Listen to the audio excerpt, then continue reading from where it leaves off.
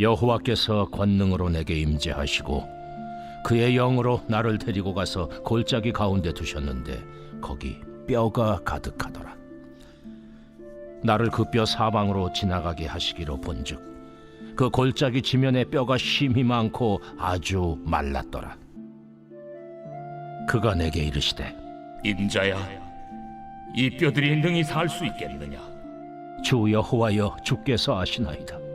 너는 이 모든 뼈에게 대언하여 이르기를 너희 마른 뼈들아, 여호와의 말씀을 들을지어다. 주 여호와께서 이 뼈들에게 이같이 말씀하시기를 내가 생기를 너희에게 들어가게 하리니 너희가 살아나리라. 너희 위에 힘줄을 두고 살을 입히고 가죽으로 덮고 너희 속에 생기를 넣으리니 너희가 살아나리라. 또 내가 여호와인 줄 너희가 아니라 하셨다 하라. 이에 내가 명령을 따라 대언하니 대언할 때에 소리가 나고 움직이며 이 뼈 저 뼈가 들어맞아 뼈들이 서로 연결되더라. 내가 또 보니 그 뼈에 힘줄이 생기고 살이 오르며 그 위에 가죽이 덮이나 그 속에 생기는 없더라. 인자야, 너는 생기를 향하여 대언하라. 생기에게 대언하여 이르기를 주 여호와께서 이같이 말씀하시기를 생기야, 사방에서부터 와서 이 죽음을 당한 자에게 불어서 살아나게 하라 하셨다 하라. 이에 내가 그 명령대로 대언하였더니 생기가 그들에게 들어가매 그들이 곧 살아나서 일어나 서는데 극히 큰 군대더라. 인자야, 이 뼈들은 이스라엘 온 족속이라. 그들이 이르기를 우리의 뼈들이 말랐고 우리의 소망이 없어졌으니 우리는 다 멸절되었다 하느니라. 그러므로 너는 대언하여 그들에게 이르기를 주 여호와께서 이같이 말씀하시기를 내 백성들아, 내가 너희 무덤을 열고 너희로 거기서 나오게 하고 이스라엘 땅으로 들어가게 하리라. 내 백성들아, 내가 너희 무덤을 열고 너희로 거기에서 나오게 한즉 너희는 내가 여호와인 줄 알리라. 내가 또 내 영을 너희 속에 두어 너희가 살아나게 하고 내가 또 너희를 너희 고국 땅에 두리니 나 여호와가 이 일을 말하고 이룬 줄을 너희가 아니라. 여호와의 말씀이니라. 자, 오늘 본문을 보면 에스겔이 환상을 보았습니다. 환상이 뭐죠? 하나님이 보여주신 것이죠. 근데 이거는 망상하고 다릅니다. 바램이 너무 간절하다 못해, 그죠? 그게 투영되어 보이는 그런 망상이 아니라 이 말이죠. 하나님이 주신 비전이에요. 그리고 이 환상은 반드시 일어날 일입니다. 이것을 여러분이 잘 이해해야 됩니다. 내용은 이런 것이죠. 하나님께서 에스겔 선지자를 환상 중에 이렇게 들어 올리셔 가지고 어떤 산으로 데리고 가셨습니다. 근데 그곳은 나무 한 그루, 풀 한 포기가 없는, 그죠? 완전히 뭐라고 그럴까? 흙은 마르고 바위투성인 그런 산중 골짜기였던 거죠. 그런데 그곳을 딱 바라보니까 마른 뼈들이 쫙 깔려서 널브러져 있는 거죠. 그러니까 죽음의 골짜기였던 것이죠. 그곳에서 하나님이 물으시죠. 이 뼈들이 능히 살겠느냐? 이 뼈들이 능히 살겠느냐?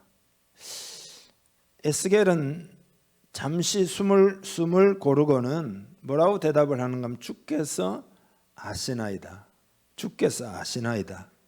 그러니까 하나님이 살리고자 하시면 살 줄을 믿습니다. 이런 의미도 되고, 그러나 살리고 살리지 않는 것은 그 하나님의 주권에 속한 부분이니까 주님께서 다 아시겠죠.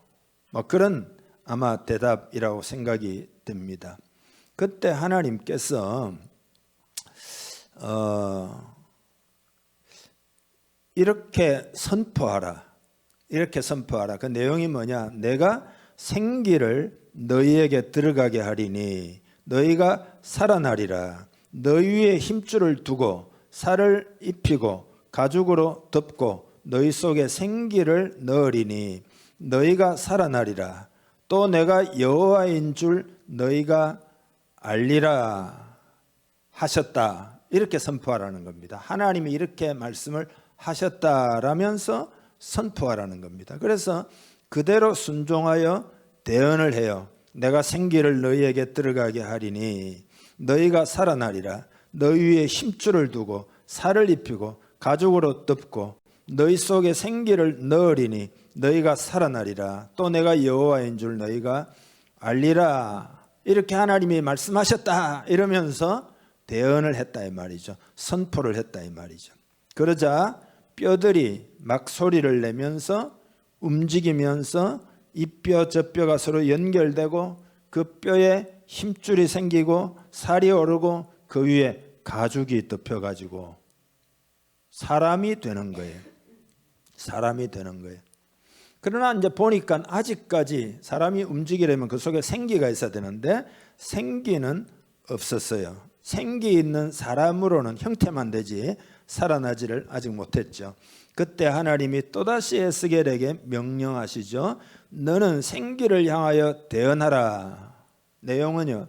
주 여호와께서 이같이 말씀하시기를 생기야 사방에서부터 와서 이 죽음을 당한 자에게 불어서 살아나게 하라 하셨다. 그렇게 대언하라. 그래서 그대로 하니까 생기가 그들 속에 들어가 가지고 곧 살아나서 다 일어서는데 극히 큰 군대와 같으라 라는 것이 이제 오늘 내용입니다. 그래서 오늘 이 본문은 세 가지 메시지를 우리에게 주고 있는데요. 첫째로 뭐냐 하면은 하나님의 말씀을 대언할 때 마른 뼈와 같은 죽은 존재가 살아난다는 거예요. 이것이 첫째 메시지입니다. 이것이 하나님의 말씀의 권능에 관한 메시지입니다. 하나님의 말씀이 선포될 때 그죠? 마른 뼈들이 다 죽은 존재가 살아난다. 여러분 이 마른 뼈가 소생한다는 건 뭡니까? 절망에 빠진 이스라엘 백성이 말씀의 권능으로 다시 소생한다는 것을 말하는 거죠. 뼈가 말랐다 이건 뭐죠? 말랐다. 생명력이 완전히 상실한 상태. 바벨론의 포로로 끌려간 이스라엘 백성은 골짜기에 질비한 마른 뼈들과 같이 영적으로 어때요? 죽음 가운데 있었고 그들은 절망 가운데 아무 소망도 없는 죽음과 같은 그런 가운데 있었다 이 말이죠. 그런데 마른 뼈가 살아난다. 이건 뭐예요?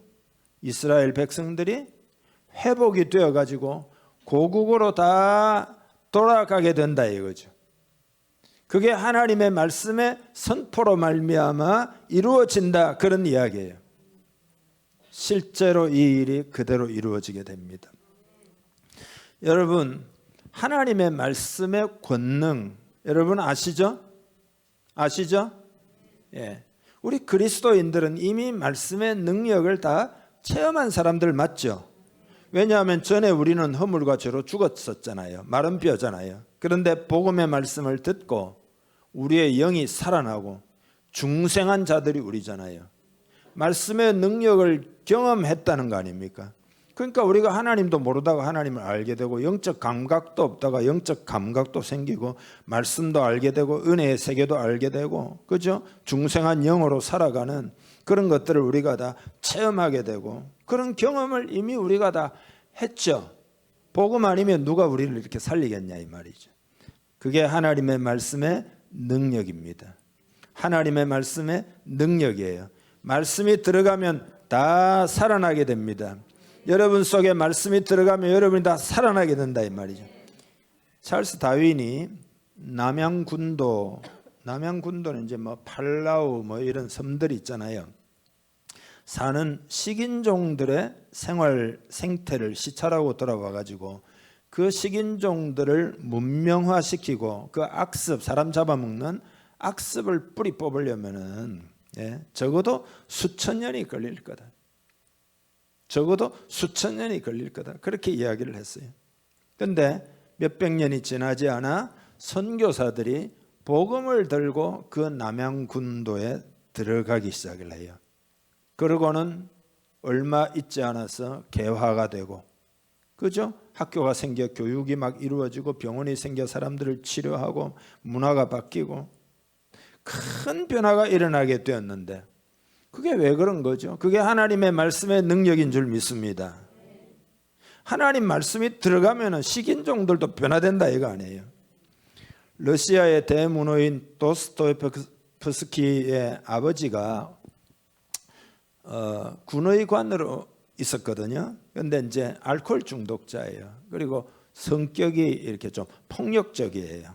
그래서 툴라라는 지방에 작은 농토를 가지고 있었거든요. 근데 농노들하고 시비가 붙어 가지고 있잖아요.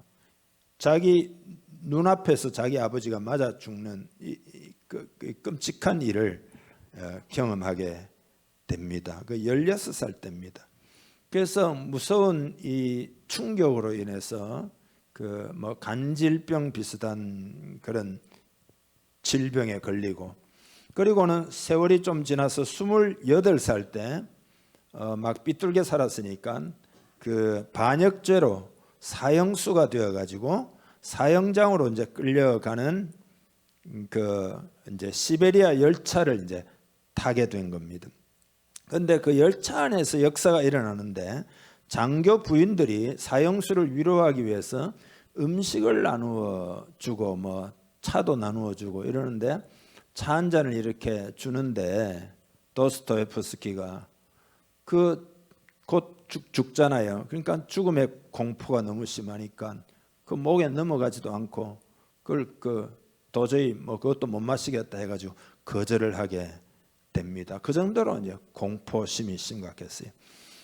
그래서 그 장교의 아내가 그 차 한 잔도 못 받으니까 가슴 속에서 작은 책 한 권을 꺼내서 이제 손에 쥐어 주었는데, 그게 신약 성경이었어요.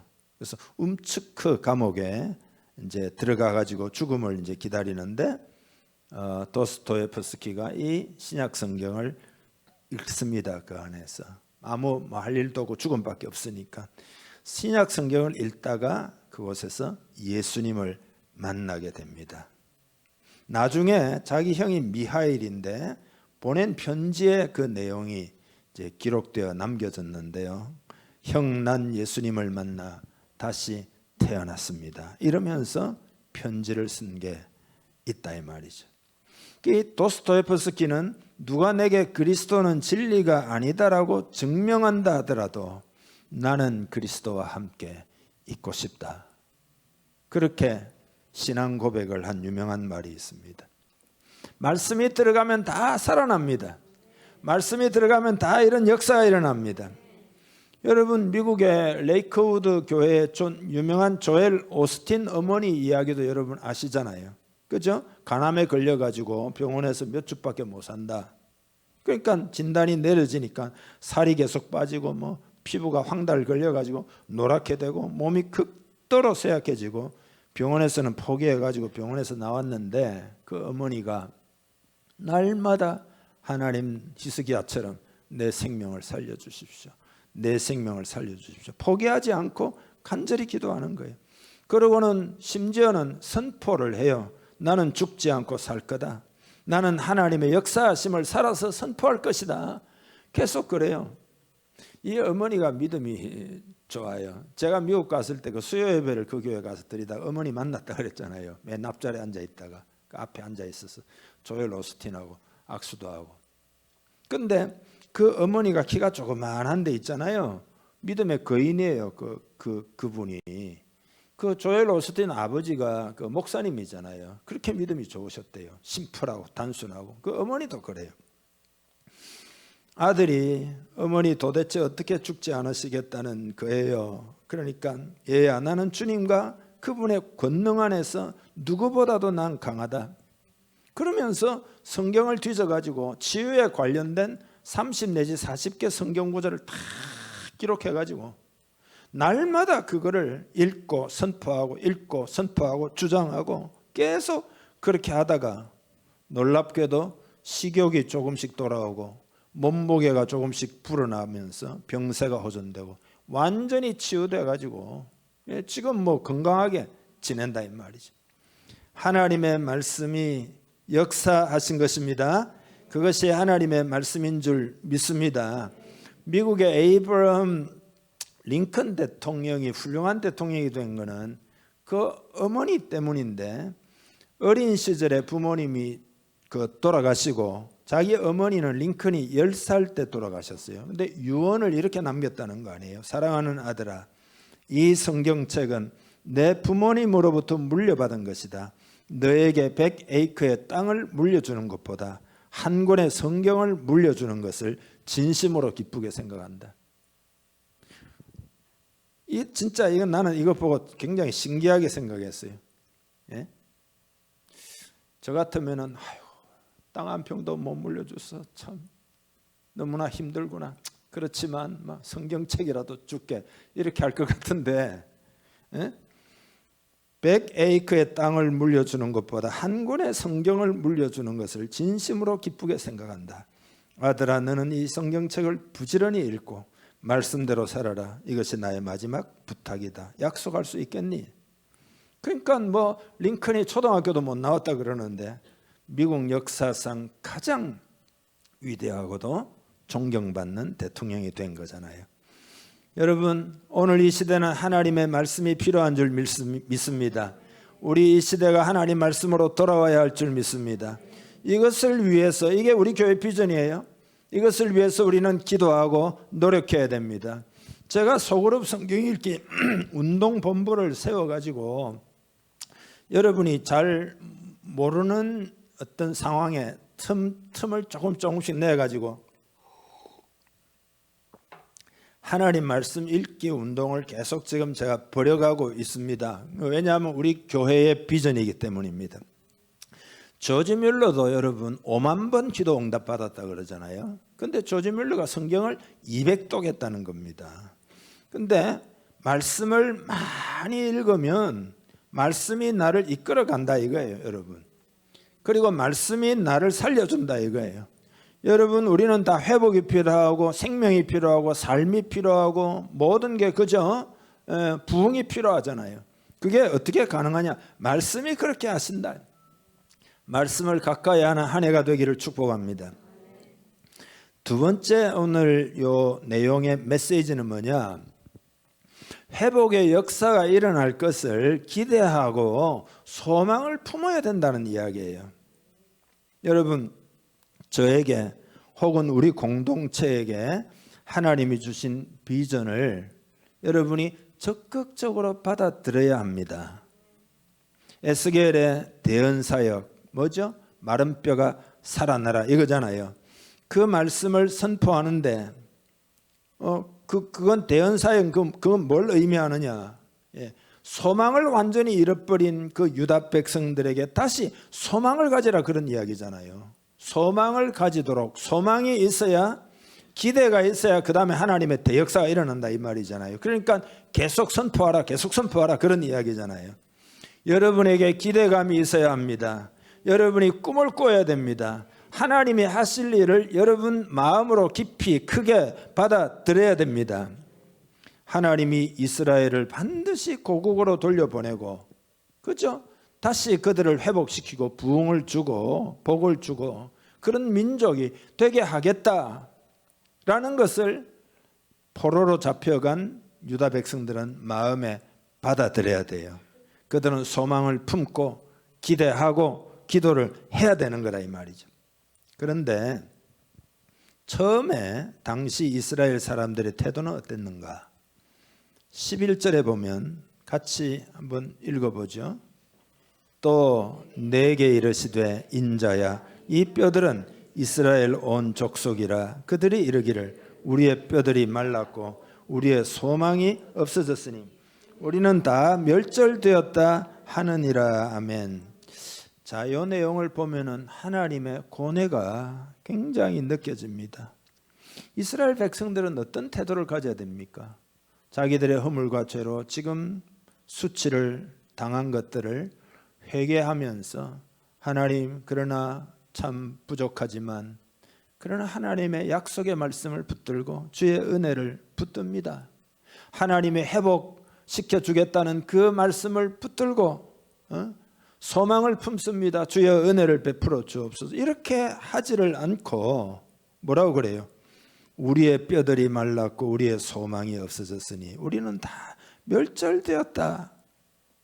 그러니까 너희가 다시 돌아오게 될 것이라고 하는 선지자의 말을 믿지 않았다 이 말이죠. 절망이 너무 커가지고 회복의 역사를 안 믿었다. 그건 불가능하다. 그건 있을 수가 없다. 이렇게 그들이 다 생각했다는 거예요. 그러나 하나님이 에스겔을 통해서 마른 뼈들에게 자꾸 대언하라. 자꾸 대언하라. 여러분은 믿는 사람들이 되기를 바랍니다. 소망의 사람들이 되기를 바랍니다. 기대하는 사람 되기를 바랍니다. 하나님이 우리 공동체에게 성령을 붓겠다고 말씀하십니다. 여러분 마음을 준비하시기를 바랍니다. 하나님께 집중하시기를 바랍니다. 기도의 작정도 좀 하시기를 바랍니다. 마음이 있잖아요. 평범한 마음을 내려놓고, 그죠? 예, 하나님의 말씀을 받아들이면 그 비범한 마음이 됩니다. 비전을 가지게 되고 환상을 보게 돼요. 예, 기대하게 되고 소망을 품게 돼요. 여러분 그렇게 할 수 있기를 바랍니다. 이스라엘 백성들은 자포자기하고 마음이 굳어 있었지만 하나님은 마른 뼈도 살아날 수 있다. 마른 뼈도 살아날 수 있다. 그렇게 말씀하신다 이거예요. 12절에 보면 내가 너희 무덤을 열고 너희로 거기에서 나오게 하고 이스라엘 땅으로 들어가게 하리라. 하리라 이게 뭐죠? 영어로 하면 I will. 하나님의 의지. 하리라. 하겠다 이 말이죠. 이게 하나님의 의지예요. 하나님은 그런 의지를 가지고 계시다는 것을 기억하시기를 바랍니다. 여러분 우리는 그렇기 때문에 기대해야 됩니다. 마음을 기울여야 됩니다. 하나님께 기회를 드려야 됩니다. 12절부터 14절까지 또 읽어보겠습니다.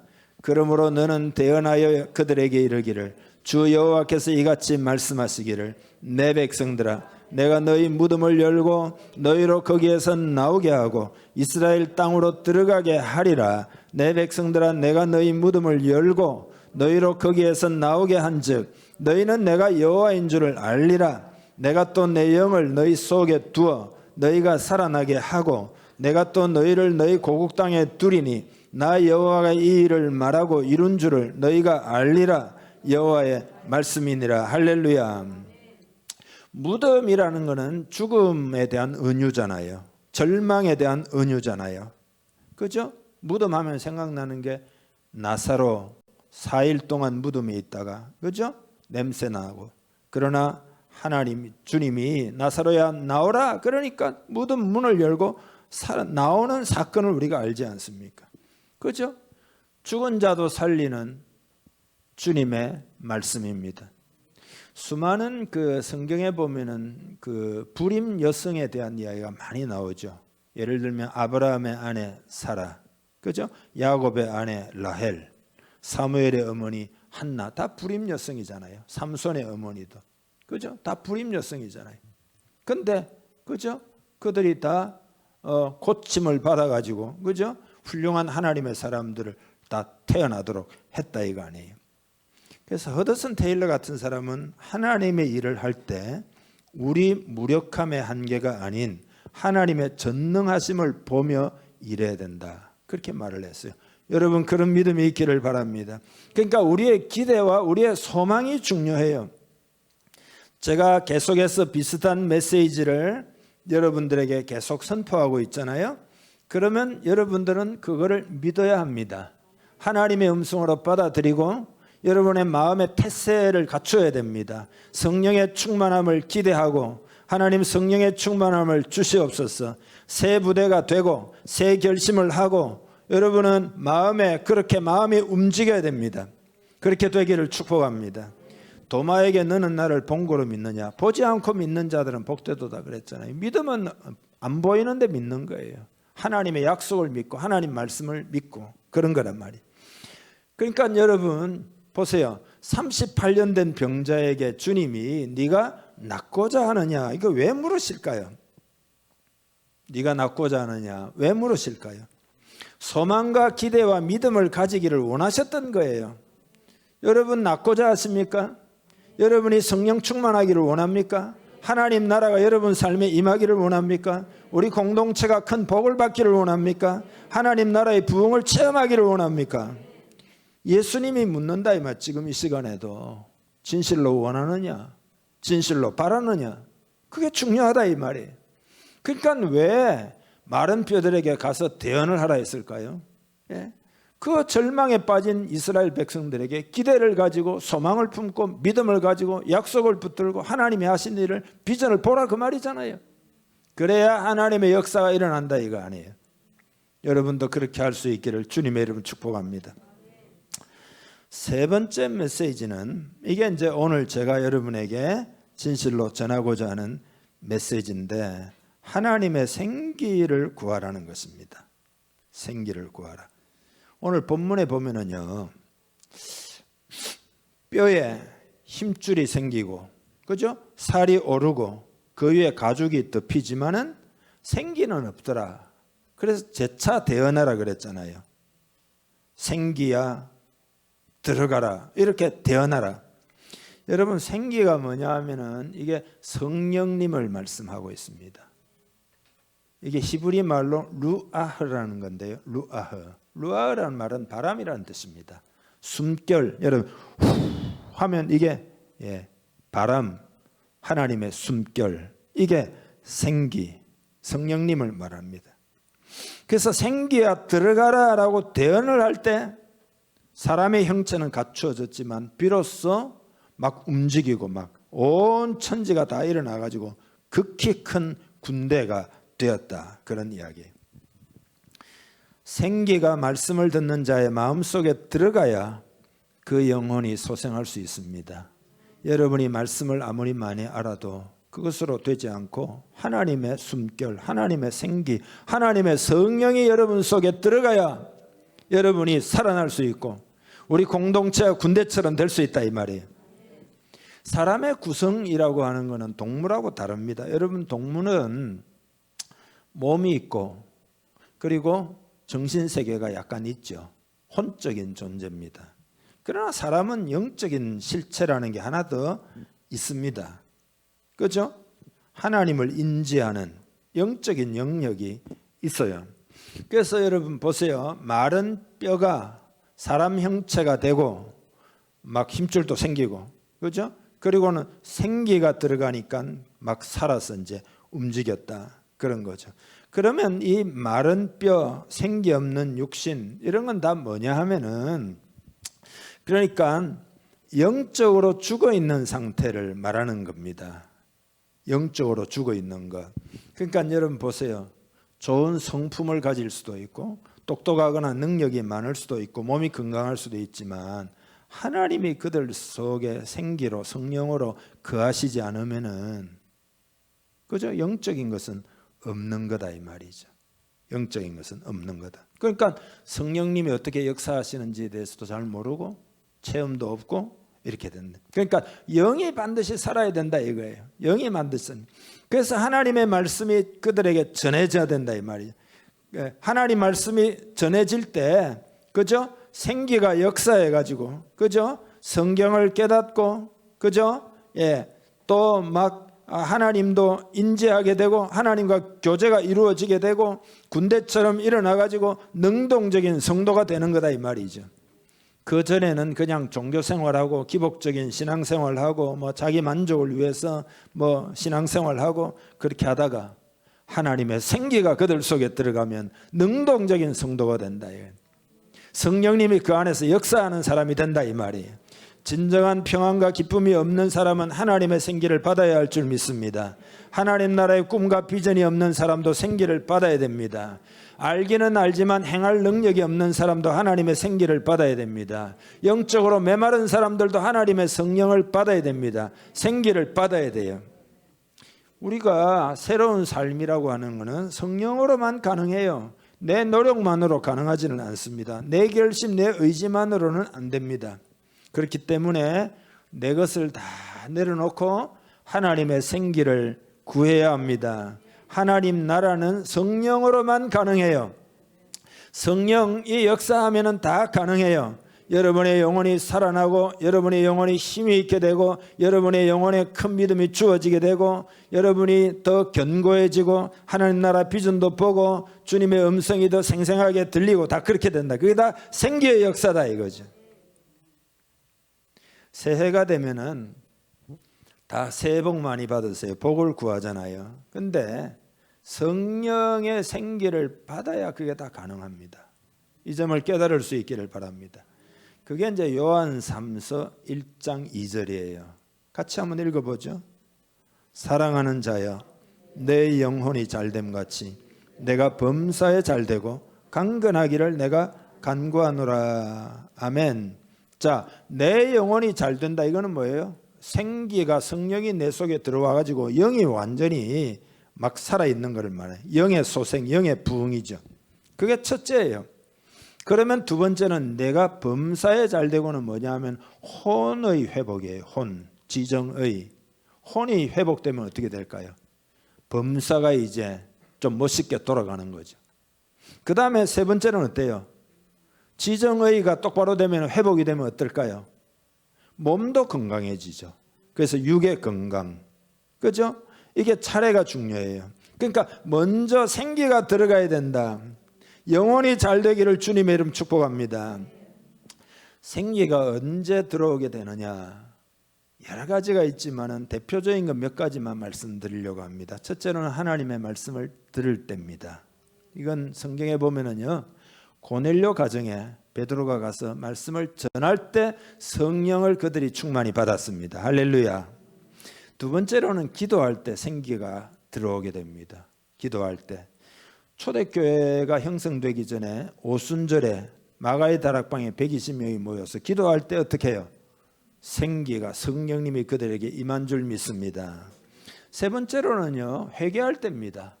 베드로가 성령을 충만히 받고 나가가지고 복음을 선포할 때 너희가 회개하면은 어떻게 해요? 성령을 선물로 받을 것이다. 회개할 때 역사가 일어나요. 그죠? 우리나라 장대현 교회 1907년도 부흥이 일어날 때도 어때요? 길선주 장로가 회개할 때 성령이 그들을 덮쳤다 이 말이죠. 사도행전 2장 38절 읽어보죠. 베드로가 이르되 너희가 회개하여 각각 예수 그리스도의 이름으로 세례를 받고 죄사함을 받으라. 그리하면 성령의 선물을 받으리니. 할렐루야. 하나만 더 말씀드리면 사모하고 바랄 때 성령님이 역사하셔요. 요한복음 7장 37절부터 읽어봅시다. 명절 끝날 곧 큰 날에 예수께서 서서 외쳐 이르시되 누구든지 목마르거든 내게로 와서 마시라. 나를 믿는 자는 성령의 이름과 같이 그 배에서 생수의 강이 흘러나오리라 하시니 이는 그를 믿는 자들이 받을 성령을 가리켜 말씀하신 것이라. 언제 성령님이 생수의 강이 흘러넘치게 된다? 언제요? 누구든지 목마르거든 사모하고 갈급해하고 찾고 구하고 그렇게 할 때 성령님이 역사하신다. 여러분 올해는 성령으로 충만받는 해인 줄 믿습니다. 성령과 말씀 두 날개로 날아오는 교회 그랬잖아요. 그렇죠? 하나님은 우리 공동체에 하나님의 숨결을 불어넣기를 원하십니다. 오늘 말씀에 나와 있는 대로 마른 뼈와 같은 우리가 군대처럼 되기를 원하십니다. 요 한 가지 말씀드리고 마치려고 하는데요. 우리가 이제 예수를 믿고 구원의 확신을 가지고 이런 과정을 쭉 밟잖아요. 그러고 난 다음에 가장 중요한 과정이 뭐냐? 그게 의탁이라고 하는 과정입니다. 의탁. 의탁이 뭐냐? 내 삶 가운데 온전히 하나님의 뜻이 이루어지기를 원한다라고 의지적으로 하나님께 나 자신을 올려드리는 것. 그게 의탁이에요. 예수를 믿자마자 그렇게 의탁하는 사람들이 있어요. 그러나 많은 경우에 있어서는 10년, 20년이 지나도 자기를 하나님께 올려드리지 않고 의탁하지 않기 때문에 하나님이 개입하시기가 힘든 경우도 있는데 뭐 그때라도 의탁해서 하나님이 개입하시면 좋고요. 가장 좋은 거는 예수 믿자마자 의탁하는 거예요. 우리는 우리 인생에 대한 하나님의 특별한 목적을 잘 모르죠. 그러나 내 인생을 하나님께 의탁하면 시편 37절에 보면 저가 이루시고 이런 표현이 있잖아요. 의탁하고 나면 하나님이 여러 가지 하나님의 방식으로 우리를 훈련시키고 우리를 새롭게 해가지고 저가 이루시리라. 하나님의 뜻을 이루셔요. 그러니까 하나님의 뜻이 이루어지는 데 있어서 가장 중요한 단계가 뭐냐? 그걸 의탁이라 그래요. 그걸 하나님께 우리 자신을 올려드리는 거예요. 그거는 여러분 보세요. 우리 개개인이 하나님께 내 자신의 삶을 오픈해가지고 이제 올려드립니다. 하나님이 나를 사용하십시오. 이렇게 의탁해야 되고, 공동체가 의탁하는 것도 있어요. 그거는 우리 공동체 전체가 뭐 이렇게 예배를 드리다가 혹은 기도회를 하다가 하나님께 우리 공동체를 의탁하겠습니다. 이렇게 딱 의탁하면은 하나님이 그때부터 우리를 사로잡고 역사하시기 시작하신다 이거예요. 여러분, 새해 초잖아요. 우리 공동체를 하나님께 의탁해 봅시다. 그죠? 의탁하자 이거예요. 그러면 하나님이 우리를 다루기 시작하신다. 하나님이 역사하신다. 제가 이제 때가 되면은 다 간증을 많이 하겠습니다만은 지금은 말할 수가 없기 때문에, 그런데 하나님이 많은 계획을 가지고 있습니다. 예, 그렇기 때문에 그런 우리가 기본적으로 하나님은 그런 성품이셔요. 그죠? 우리를 향한 계획이 그렇다 이 말이죠.